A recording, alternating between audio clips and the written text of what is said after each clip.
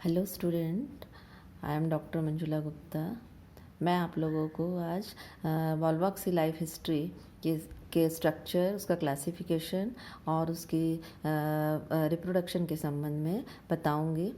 Volvox का यदि हम क्लासिफिकेशन देखें तो ये एक क्लोरोफाइटा का मेंबर है, क्योंकि इसमें ग्रीन पिगमेंट पाए जाते हैं।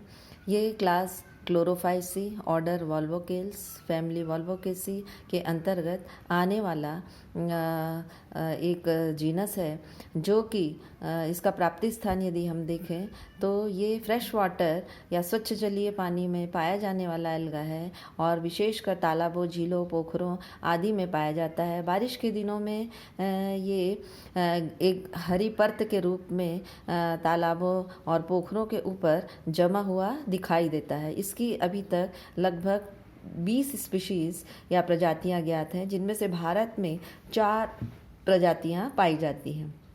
इसके थैलस या सुकाय का स्ट्रक्चर यदि हम देखें तो इसे रोलिंग एल्गा के नाम से भी जाना जाता है, जो कि एक छोटी सी ग्रीन बॉल के रूप में पानी की सतह पर पाया जाता है। ये अपनी एक्सिस के चारों ओर रोल करते हुए चलता है, लोकोमोशन करता है, इसलिए इसे रोलिंग एल्गा कहा जाता है। इसके थैलस को सिनोबियम या समंडल कहा जाता है। प्रत्येक जाति के सिनोबियम में एक से अधिक सेल्स पाए जाने के कारण इनमें सेल्स की संख्याएं निश्चित होती हैं और यही इनके स्पीशीज़ की विशेषता होती है, जिसके आधार पर इन्हें आइडेंटिफाई किया जाता है। जैसे कि वॉल्वॉक्स ग्लोबेटर में 1500 से लेकर 20,000 तक सेल्स एक सिनोबियम में पाई जाती हैं। वॉल्वॉक्स का थैलस अंदर की ओर से खोखला या हॉलो होता है, जो कि गेंदनुमा, बॉल लाइक और मोटाइल या सचल सिनोबियम प्रकृति वाला होता है। इसका साइज़ यदि हम देखें तो ये 0.5 मिलीमीटर से लेकर 2 मिलीमीटर तक होता है। एक सिनोबियम में सेल्स की संख्या 500 से लेकर 60,000 तक हो सकती है।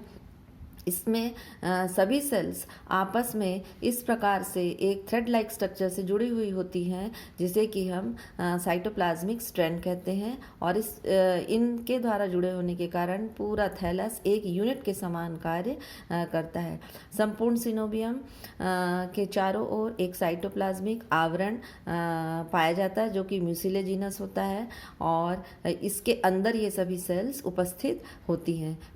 प्रत्येक सेल का स्ट्रक्चर यदि हम देखें तो एक सेल जो है ये भी एक चैम्बर में स्थित होती है, जो कि साइटोप्लाज्म का बना हुआ होता है। इस प्रकार एक सेल एक चैम्बर में स्थित होती है और अपने आसपास की सेल से ये साइटोप्लाज्मिक स्ट्रैंड द्वारा जुड़ी हुई होती है। इसके अलावा प्रत्येक सिनोबियम का जो सेंटर वाला भाग होता है, जो कि हॉलो या खोखला होता है, इसमें कुछ सिनोबियम में जिलेटिनस मटेरियल भरा हुआ होता है और कुछ सिनोबियम के अंदर पानी पाया जाता है। सिनोबियम में पाई जाने वाली प्रत्येक सेल एक क्लेमाइडोमोनास के समान पियर शेप्ड स्ट्रक्चर होती है। इसमें सिनोबियम के जो पेरिफेरल रीजन की ओर की सेल्स होती हैं, ये सभी 2 फ्लैजेला युक्त होती है, या हम बोल सकते हैं बाई फ्लैजेलेट होती हैं, और बाई फ्लैजेलेट होने के कारण ये लोकोमोशन में विशेष रूप से मदद करती हैं, साथ ही भोज्य पदार्थ के निर्माण में भी सहायक होती हैं। अंदर की ओर की जो सेल्स होती हैं ये नॉन फ्लैजेलेट होती हैं और विशेषकर ये रिप्रोडक्शन में भाग लेती हैं। प्रत्येक सेल के अंदर प्रत्येक सेल पियर शेप्ड या नाशपाती के आकार की होती है, जिसमें कि अंदर की ओर एक बड़ा सा साइटोप्लाज्म क्लोरोप्लास्ट पाया जाता है, जो कि कप शेप्ड होता है और इसमें ग्रीन पिगमेंट पाए जाते हैं। इसके अलावा इसमें बेसल रीजन की ओर एक पायरेनॉइड पाया जाता है, जो कि स्टार्च युक्त होता है। इसके एंटीरियर रीजन की ओर जो कि पॉइंटेड होता है, वहाँ पर 2 ब्लिफेरोप्लास्ट उपस्थित होते हैं, जिनसे कि एक एक फ्लैजला निकले हुए होते हैं। इस प्रकार ये बाई फ्लैजेलेट स्ट्रक्चर को बनाते हैं। इन ब्लिफेरोप्लास्ट के ठीक नीचे कॉन्ट्रेक्टाइल वैक्यूल्स पाई जाती हैं, और इसके अलावा इसके लेटरल साइड में एक आई स्पॉट या नेत्र बिंदु पाया जाता है।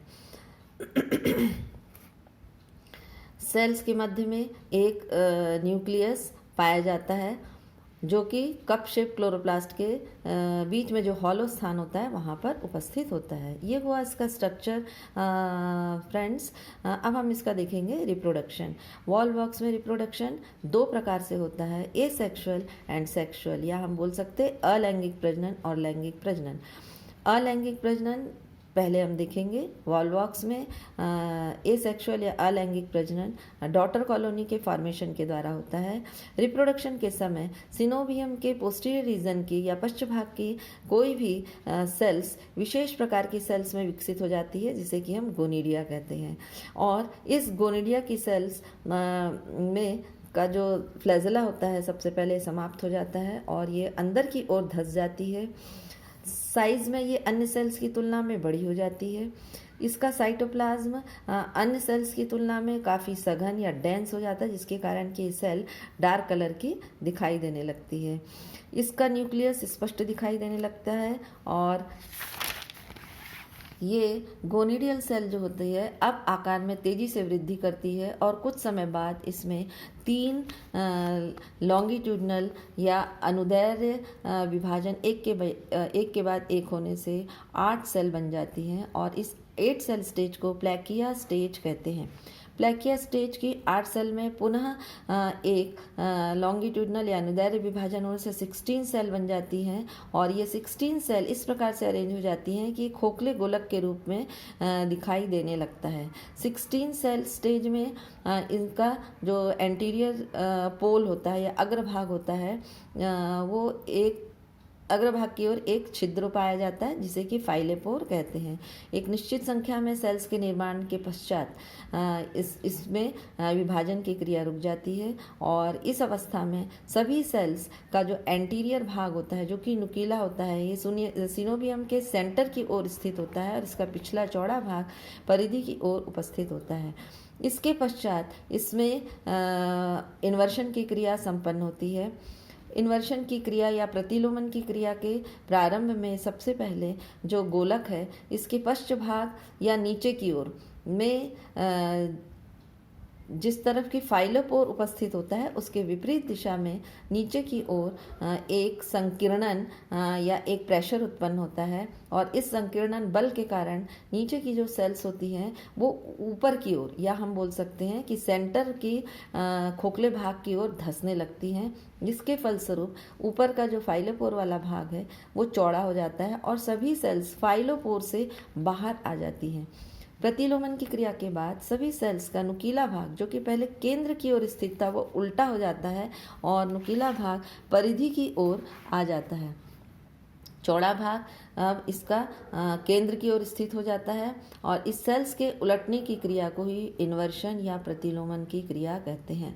अब फाइलोपोर की स्थिति जो पहले ऊपर की ओर स्थित था अब वो इन्वर्शन की क्रिया के पश्चात नीचे की ओर आ जाता है। कुछ समय बाद ये सभी सेल्स एक राउंड गोले के रूप में स्थित हो जाती हैं और बने हुए स्ट्रक्चर को हम डॉटर कॉलोनी या पुत्री कॉलोनी कहते हैं। सभी सेल्स अपने चारों तरफ सेल वॉल सीक्रेट कर लेती हैं और इनके परिधि की सेल्स में फ्लैजेला या कशाभिका उत्पन्न हो जाती हैं और इस प्रकार गोनिडिया के अंदर एक डॉटर कॉलोनी या पुत्री कॉलोनी का निर्माण हो जाता है। तो एक पेरेंटल सिनोवियम के अंदर एक से अधिक डॉटर कॉलोनी का निर्माण हो सकता है। ये डॉटर कॉलोनी सिनोवियम के अंदर मैट्रिक्स में स्थित होती हैं और अंत में ये डॉटर कॉलोनी का विमोचन या हम बोल सकते हैं कि ये पेरेंटल सेल्स जो होती है पेरेंटल सिनोवियम होता है उससे ये डॉटर कॉलोनी का बाहर आना पेरेंटल सिनोवियम के विघटन के पश्चात होता है या उसके नष्ट होने के बाद ये बाहर निकल जाते हैं। प्रत्येक डॉटर कॉलोनी स्वतंत्र हो जाती है और स्वतंत्र होने के पश्चात ये अपना पोषण या न्यूट्रिशन प्राप्त करके पेरेंटल कॉलोनी के समान ही विकसित हो जाती है। इसकी सेल्स में लगातार डिवीजन होने से कुछ समय बाद ये फिर से एक मैच्योर सिनोवियम में विकसित हो जाती है और ये कुछ समय बाद डॉटर कॉलोनी बनाने में सक्षम होती है। इस प्रकार इसका जो एसेक्सुअल रिप्रोडक्शन है वो हमने देखा। इसके पश्चात हम देखेंगे सेक्सुअल रिप्रोडक्शन।